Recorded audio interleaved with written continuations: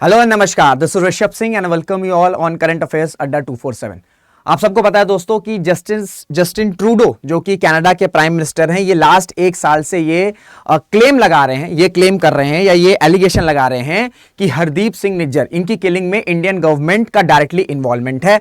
और इस चीज पर इंडियन गवर्नमेंट का स्टांस सिंपल रहा है कि आप जो ये एलिगेशन लगा रहे हैं, क्या आपके पास इसका कोई प्रूफ है? अगर प्रूफ है तो प्रूफ दीजिए। और इस चीज को आज खुद जस्टिन ट्रूडो ने एक्सेप्ट किया, जो कि कनाडा के प्राइम मिनिस्टर हैं। उन्होंने एक्सेप्ट किया कि हमारे पास कोई भी एविडेंस नहीं था, हम सिर्फ और सिर्फ इंटेलिजेंस की बात कर रहे थे। तो अब इंटेलिजेंस की तो कोई डेफिनेशन है नहीं, इंटेलिजेंस का कोई फिक्स पॉइंट नहीं है, इंटेलिजेंस का कोई एंड पॉइंट नहीं है। तो जो चीज भारत सरकार कई महीनों से कह रही थी कि अगर आप इंटेलिजेंस की बात कर रहे हैं तो आप एविडेंस भी शेयर करिए, इस चीज को खुद जस्टिन ट्रूडो जो कि कनाडा के प्राइम मिनिस्टर है, उन्होंने एक्सेप्ट कर लिया। और ये चीज खुद इंडियन गवर्नमेंट ने भी कही है कि जो चीज हम कह रहे थे वही चीज आखिरकार कनाडा की अथॉरिटीज ने मान लिया है। यानी कि जो एलिगेशंस लगा रहे थे भाई, इल्जाम जो लगा रही थी कनाडा की सरकार, उस पर कोई प्रूफ नहीं था। ठीक है, मुद्दा क्या था? मुद्दा यह था कि जो हरदीप सिंह निज्जर, इनकी किलिंग हुई। ठीक है, इनको कुछ सस्पिशियस लोगों ने टारगेट किया कनाडा में, वहां पे इसकी किलिंग हुई, जिसके बाद से ही जस्टिन ट्रूडो ने इंडियन गवर्नमेंट की अथॉरिटीज पर डायरेक्टली इल्जाम लगाने लग गए कि भारत सरकार के एजेंट्स, भारत सरकार के ऑफिशियल्स इन्वॉल्व हैं। ऐसा क्यों? ऐसा इसलिए, बहुत से ऐसे एक्सपर्ट्स का मानना है कि ऐसा इसलिए हो सकता है कि जस्टिन ट्रूडो ने किया क्योंकि एक लार्ज इंडियन बेस वोटर्स है, साथ ही साथ इनकी पॉपुलैरिटी भी थोड़ी बहुत डाउन हो रही थी कनाडा में। तो अपनी गिरती पॉपुलैरिटी को थोड़ा सा अप करने के लिए और वोटर बेस को स्ट्रांग करने के लिए कई जियोपॉलिटिकल एक्सपर्ट्स का मानना है कि शायद जस्टिन ट्रूडो ने इस तरह की चीजें करी। एक पॉइंट ये हो गया। दूसरा पॉइंट ये भी है कि हो सकता है कि चाइना का इंटरफेरेंस हुआ हो, चाइना ने दबाव डाला हो। ठीक है, आप सबको पता है कि चाइना हर जगह है भैया, एशिया में तो है ही, अफ्रीका में है, फिर आपके जितने भी कॉन्टिनेंट है, यूरोप में, मिडिल ईस्ट, हर जगह चाइना का प्रेजेंस है। तो एक थ्योरी यह है कि जस्टिन ट्रूडो ने, कई आप लोग के दिमाग में बात आ रही होगी ना कि कनाडा की सरकार ऐसा क्यों कर रही है, अच्छे रिलेशन चल रहे थे इंडिया के साथ, ऐसा क्या हो गया? पहला रीजन ये हो सकता है क्योंकि जस्टिन ट्रूडो की जो गिरती पॉपुलैरिटी है उसको अप करने के लिए उन्होंने इल्जाम लगाया कि उनका वोटर बेस स्ट्रांग हो सकता है।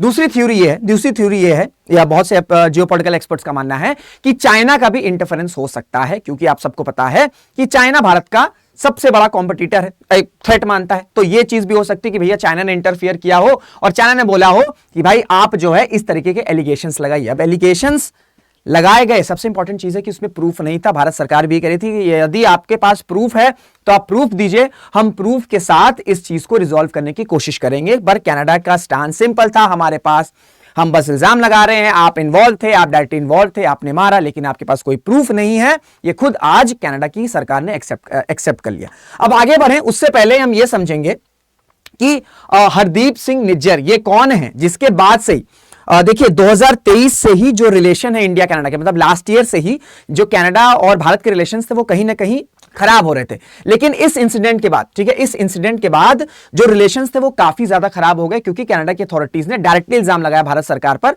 कि इस शख्स की किलिंग में कहीं ना कहीं डायरेक्टली इन्वॉल्व है इंडियन गवर्नमेंट। तो अगर हम इनकी बात करें तो ये चीफ हैं आपके एक सेपरेटिस्ट ऑर्गेनाइजेशन है खालिस्तान टाइगर फोर्स, इसके चीफ है।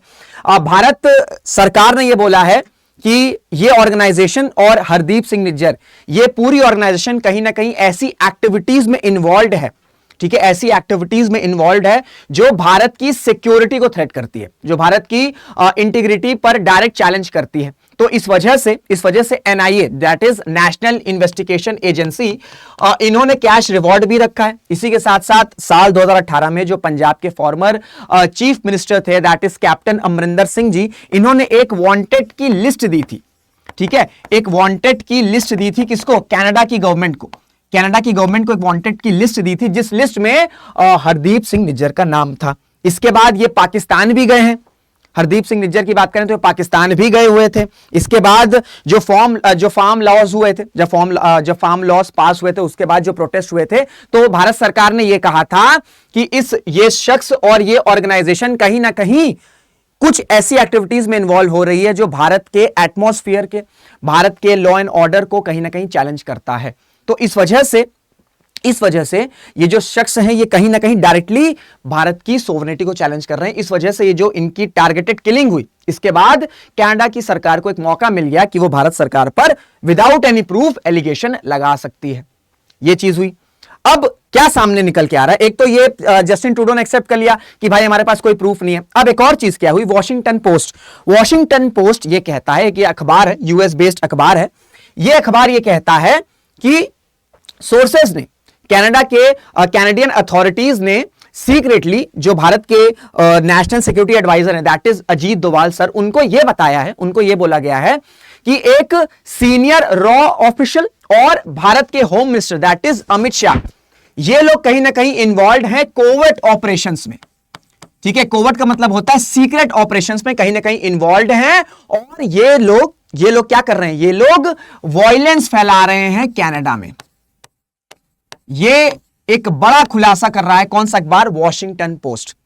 ये कहना है वॉशिंगटन पोस्ट का कि भारत के home minister that is Amit Shah, एक सीनियर रॉ ऑफिशियल, और साथ ही साथ ये लोग क्या कर रहे हैं, ये लोग कोवर्ट ऑपरेशन कंडक्ट कर रहे हैं, और जो भी सेपरेटिस्ट एलिमेंट्स हैं, जो भी भारत को तोड़ना चाहते हैं, वो जो सेपरेटिस्ट एलिमेंट्स हैं जो कि कनाडा में सेफ हेवन में बैठे हुए हैं, उनको कहीं ना कहीं टारगेट किलिंग कर रहे हैं, उनको कहीं ना कहीं टारगेट कर रहे हैं।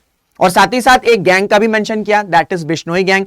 यह भी कहा इस वॉशिंगटन पोस्ट ने कि इंडियन गवर्नमेंट के एजेंट्स और जो लॉरेंस बिश्नोई गैंग के मेंबर्स हैं, ये दोनों एक साथ कनाडा में डिफरेंट जगहों पर वायलेंस कैरी आउट कर रहे हैं। ये इतना बड़ा एलिगेशन कोई ऑफिशियल अथॉरिटी नहीं लगा रहा है, ये कौन कह रहा है, ये एक यूएस बेस्ड अखबार कह रहा है जिसका नाम है वॉशिंगटन पोस्ट।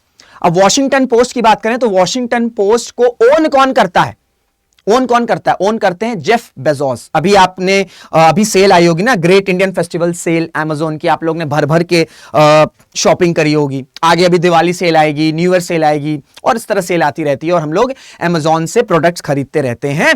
यानी कि हमारे ही पैसे से जेफ बेजोस की अमेज़न कंपनी इतनी बड़ी हुई।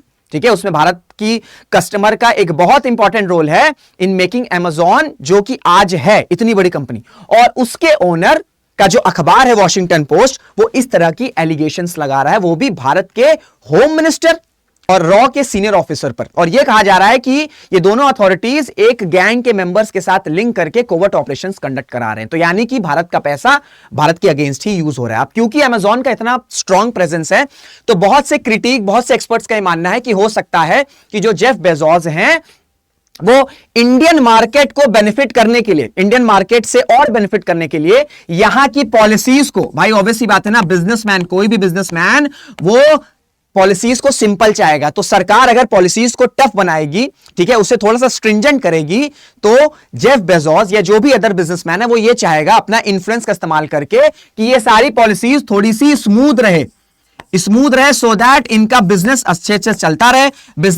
चलता रहे, इनके पास पैसा आता रहे, मनी आता रहे, और इस मनी का इस्तेमाल वो कहां करें, देश के डेवलपमेंट में नहीं करेंगे, बल्कि देश के अगेंस्ट कर सकते हैं।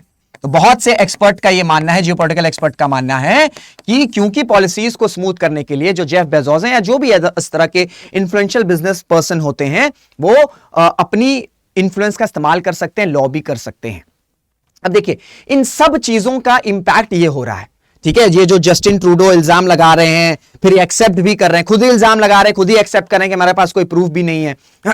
इस तरह की थ्योरी चल रही है कि कोवर्ट ऑपरेशंस कंडक्ट किए जा रहे हैं। ठीक है, जितने भी सेपरेटिस्ट एलिमेंट्स हैं उनको टारगेट किया जा रहा है क्योंकि वो लोग सेफली कनाडा में रह रहे हैं। इसका जो सबसे बड़ा इंपैक्ट है वो ये है कि भारत कनाडा के रिलेशंस पूरी तरीके से खराब हो चुके हैं। जो सिटिंग डिप्लोमैट्स हैं उनको बुला लिया गया है, भारत ने भी बुला लिया, कनाडा ने भी बुला लिया है। तो डिप्लोमैटिक टेंशंस बिल्कुल अपनी पीक पर है। ठीक है, बिल्कुल अपनी पीक पर है। अब जब दोनों देश के बीच में डिप्लोमेसी नहीं होगा तो उसका इंपैक्ट क्या होगा, उसका इंपैक्ट इकोनॉमी पे भी आएगा। तो इकोनॉमिक इंपैक्ट भी देखने को मिल रहा है। सिक्योरिटी कंसर्न्स हैं हमको, भारत कह रहा है कि जो भी सेपरेटिस्ट एलिमेंट्स हैं उनको कनाडा में सेफली रखा जा रहा है। कनाडा यह कह रहा है कि जो भारत की अथॉरिटीज हैं वो कनाडा के सिटीजन्स को टारगेट कर रही हैं। तो दोनों देश ये कह रहे हैं कि सिक्योरिटी कंसर्न्स चल रहा है। इस वजह से कई सारे देश, क्योंकि अब ये दोनों इंपॉर्टेंट देश हैं, दोनों देशों की जीडीपी इतनी बड़ी है, इतने इन्फ्लुएंशियल देश हैं, इस वजह से कई सारे देश, जैसे एग्जांपल से यूके ने भी इंटरफियर किया है, ये इंटरनेशनल मीडिएशन के थ्रू इस तरह की चीजें को रिजॉल्व करना चाह रहे हैं। और सबसे बड़ा इंपॉर्टेंट मुद्दा यह है कि अगर हम कनाडा की बात करें तो वहां पे अच्छे खासे नंबर में इंडियन सिटीजन्स रहते हैं। तो अगर किसी भी देश का, अगर भारत का रिलेशन किसी देश के साथ खराब होगा और उस देश में अच्छे खासे नंबर में सिटीजन्स हैं, भारत के सिटीजन्स हैं, तो उनके सिटीजन्स की सिक्योरिटी पर भी बात आ सकती है।